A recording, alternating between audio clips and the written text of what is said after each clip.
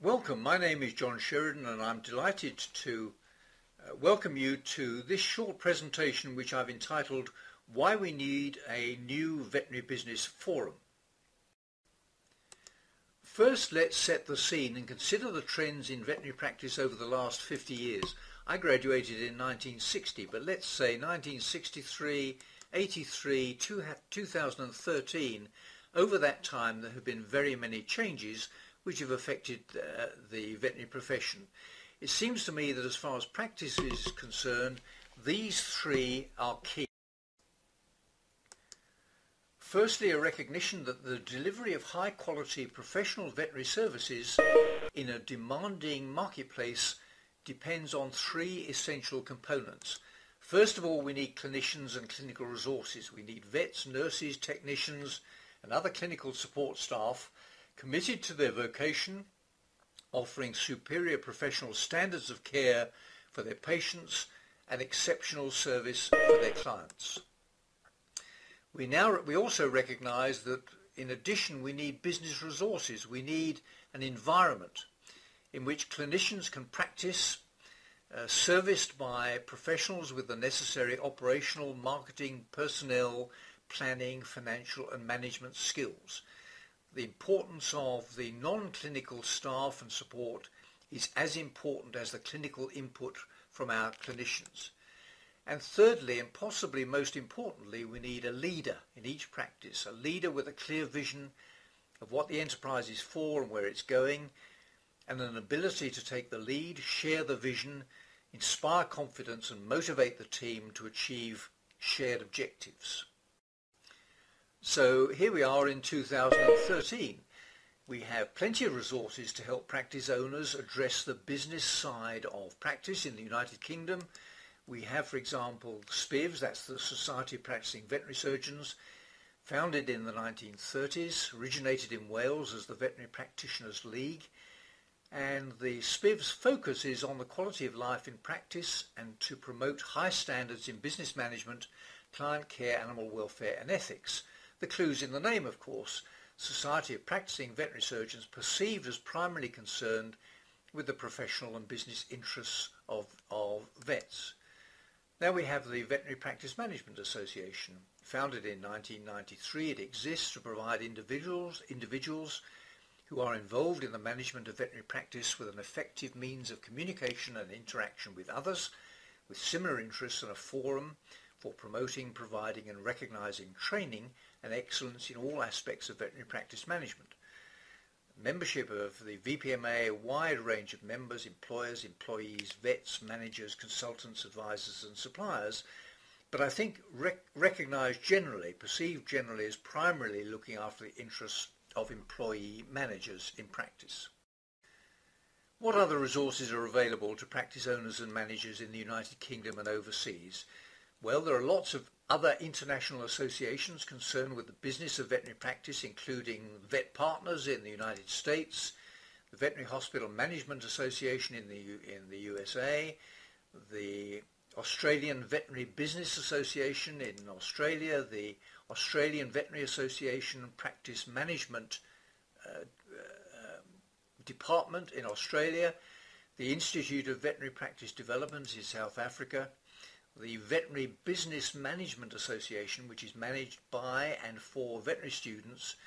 My understanding is that most, if not all, of the chapters, all of the United States vet schools have a chapter, and there are chapters at the RVC in London, in Glasgow, in Australia, and in St George's College in Granada. And there are a growing number of consultancy and advisory services provided by individuals, groups, suppliers to the profession and other commercial organisations, which between them offer a wide range of business management support services, CPD opportunities and services which cover business strategy, financial, marketing, IT, HR and many other business disciplines. And we also have a wide range of website and other online resources and forums dealing with industry specific and other management issues. So there would appear to be no shortage of information, advice or support for practice investors, owners, managers or others with an interest in the business of veterinary practice worldwide. And as a result, or partly as a result of all of this, that professional standards, career opportunities, consumer choice, patient welfare, and client service standards have all improved dramatically over the last 50 or more years. So you might ask, what's the problem? Well, here are just some of them. The main problem, in my view, in the UK is complacency. If practice owners aren't too concerned about the ability of their business to generate profit, as long as their business cash flow and personal income appears to be okay and in line with their current requirements. So most don't recognise that their income is derived from their salary as clinicians and managers, from possible rental income if they own the practice premises, and from their share of the profit generated by their business, their return on investment. And most, in my view, don't recognise that the value of their practice, that's their pension, is primarily based on the ability of their practice, their business, to generate profit, and on the trends over the recent 2 or 3 years. And if their members are complacent, so too, in my view, are the associations that represent them. Compare that with the situation in the United States. For example, the NCVEI was formed in the year 2000 as the National Commission on Veterinary Economic Issues. And it was because the AVMA, the AAHA and the Association of American Veterinary Medical Colleges recognized that there was a problem and set up the NCVEI in order to ensure the economic future of veterinary medicine. In September 2011, the NCVEI website was acquired by the AVMA. AVMA will continue to develop and manage a wide-ranging group of business, economic and management resources, including benchmarking, pricing and communication tools, and my understanding is that the AVMA have made a major investment in such a project. And they have, for example, now established a website, www.Partners for Healthy Pets, which is designed specifically to encourage pet owners in North America to seek professional veterinary advice from their local veterinary practice. And the AVMA, the NCVEI, as of now, have recently completed a very important joint study with Bayer Animal Health in North America. It might be useful very quickly to summarize some of the key findings of that particular study. The study identified a link between the use of a range of business practices with practice profit and profitability. 61% of study practices generated poor or negative levels of profit. That veterinary practice profits were lower than the profitability of 6 other professional groups. That veterinary earnings were lower than those of 7 other professional groups, that there had been a steady decline in client-patient database per veterinarian, that there had been a steady decline in the median number of transactions per veterinarian.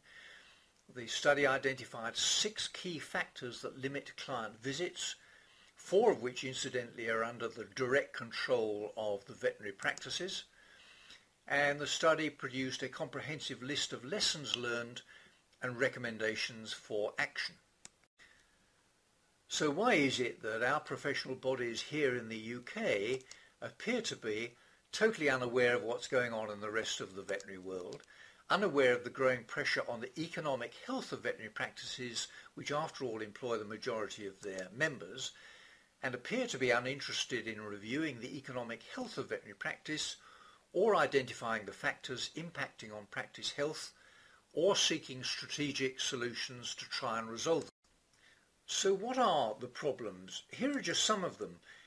However we measure success in veterinary practice, whether we're interested in animal welfare, happy clients, good medicine, good surgery, happy employees, market share, professional standards, all of those things depend absolutely on the ability of the business to generate a healthy financial performance. The limited information which is available to me suggests that the median real profit generated by independent veterinary practices throughout the English-speaking world is poor and declining, certainly significantly less than 10% of turnover, when corporate practices, in my experience, are seeking, and many of them achieving, 18% or more in many of their practices. Why does it matter? Well, we could debate that all day. Why is it happening? We could debate all that day too, but primarily in my view because most independent veterinary practices utilize the resources available to them, particularly manpower resources, very ineffectively, inefficiently, and uneconomically. So if complacency is the number one problem, the number two problem on my list is that here in the UK in particular, we simply don't know. In your practice, you know most or many of the key performance indicators which drive success, and you continue to measure and monitor them, and then you implement or amend practice policies as necessary to achieve shared objectives. As a profession, however, we simply don't have sufficient information about the economic health of veterinary practice. To my knowledge, we have little or no evidence to show whether or not in real terms the profitability of independent practices has grown or shrunk in the last 10, 20 or more years in spite of all our efforts. So the BVA, for example, has simply no idea about how well or how poorly the practices which after all employ the majority of their members are performing financially. And our professional bodies, in my view, are ill-equipped to support the commercial needs of their members in practice or to be able to respond quickly to reports in the media about practice profits, veterinary fees and so on. And I've included here just 3 examples of recent press reports linked with, with the profitability of veterinary practice. And all of this at a time of major challenge for the veterinary industry and veterinary practice in particular. We've got more vet schools, more graduates, more practices, more competition in a demanding marketplace. We've got declining footfall, shrinking client database for many practices, static or declining veterinary salaries, more regulation, growth in the corporate sector and a decline in the proportion of independent practices, declining profits, practice values and pension investment, and growing stress amongst practice members. And yet, of course, these challenges aren't confined to the UK. There are plenty of individuals and organisations worldwide who have the expertise, the experience, the resources and understanding which could be shared, collected and collated to make a difference to the business success of veterinary practice. They include innovative, forward-looking practice owners, managers, accountants, consultants, lawyers, IT and other specialist service suppliers inside and outside the veterinary industry. That's why, in my view, we need a new veterinary business forum. Membership, well, I would hope to see this as a UK initiative, but potentially worldwide, involving worldwide contributors. I see it as an organisation involving small numbers, possibly by invitation. The objective would be to identify the problems, undertake research, develop and document strategic options and advice for professional bodies, practice owners and managers on a worldwide basis. What is required? A few individuals with the energy, the commitment, the enthusiasm and the resources to make it happen. So what's the next step? It's largely up to you. I would like to extend the debate, to seek some enthusiastic support and make it happen. Please get in touch with me. Here's my email address, john.sher@btconnect.com. I look forward very much to hearing from you. Thanks for listening.